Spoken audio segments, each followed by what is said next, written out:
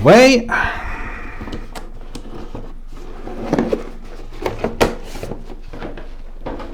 And let's go to issue number 31. Now, especially for the commentator from last video,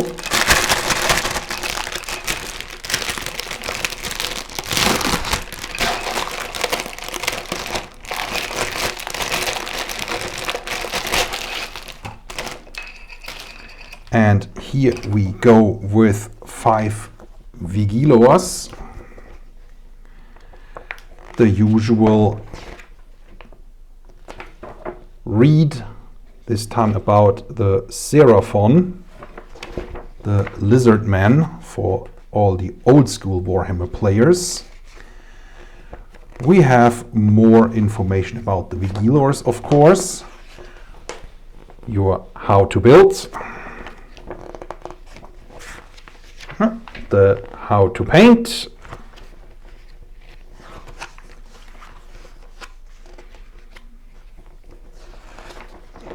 and more how to play.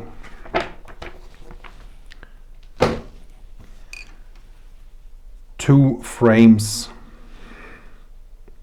with plastic Vigilors. Let's get this out. And 1, 2, 3, 4, 5 40 mil bases. So let's put this a little bit aside.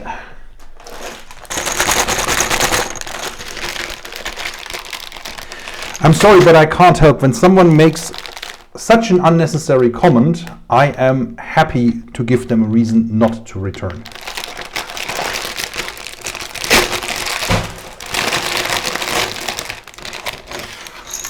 Now, this one is a little bit bigger. We have Moon Clan shooters and a real fistful of bases. Quite literally, and that's not even all of them. 2 frames with miniatures, and for the old school players, again, these are goblins. Let's put them aside here. In our magazine, we have more information about the clammy corners and the Varan spire. We have Moon Clan shooters info, how to build them, which looks fairly easy. Not that many parts in that small miniature. How to paint them.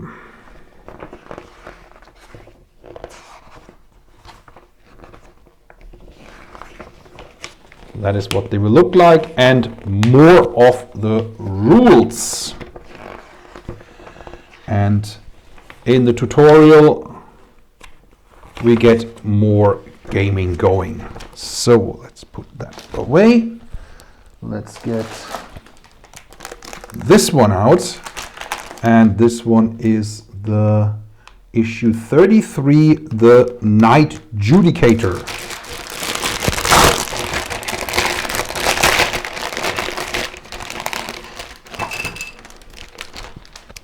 We get an oval base, 2 40 mil bases, the Night Judicator, and 2 Griff Hounds.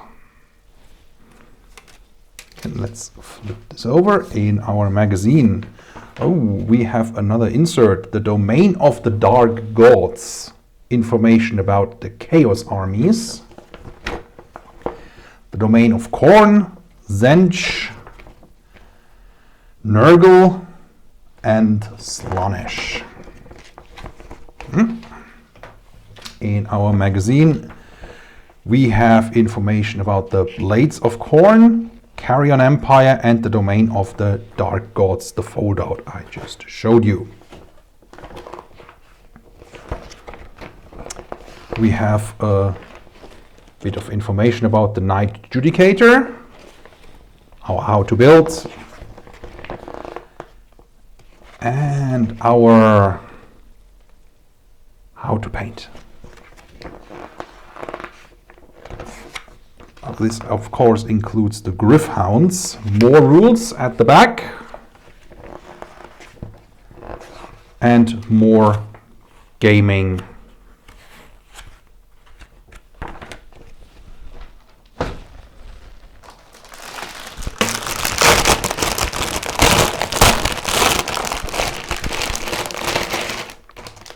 Now, in the final magazine for this week, we have Nuln Oil and Incubi Darkness. To paint issue, which means we will get more playtime here. The Alliance of Death is introduced.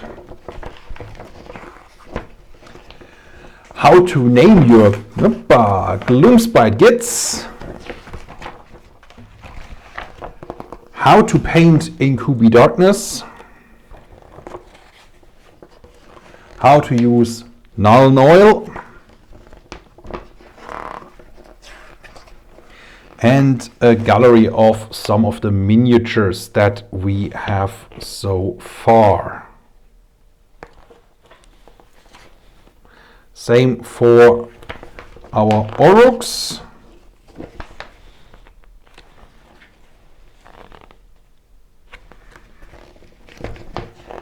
So, well, that's not all of them.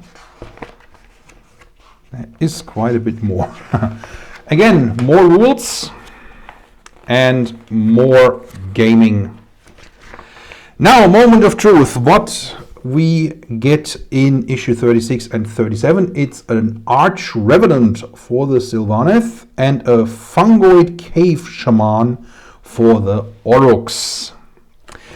Now, there's also a little bit going on behind the scenes with Hachette and Games Workshop. There are no details, but all subscribers received an email that their delivery would be delayed, and unfortunately, consistent with previous experience, the payment is on time. So I seem to be one of the first that got their issue 31 to 34. Some people report they only got issue 31 and 32. So I don't know what's going on. Hachette has been very, very tight-lipped about, well, basically who's to blame, who didn't get enough stock. And a number of things point towards that there was not enough stuff coming from Games Workshop, but obviously that is all speculation. I would say the main problem I have with this is the lack of communication. If somebody says, okay, Games Workshop ran out of stock, that's great for Games Workshop, that's great for Hachette, that people are buying this stuff, but sending out those magazines to retail stores instead of delivering it to subscribers does have a bit of a sour taste. Not communicating with your subscribers is an absolute no-go.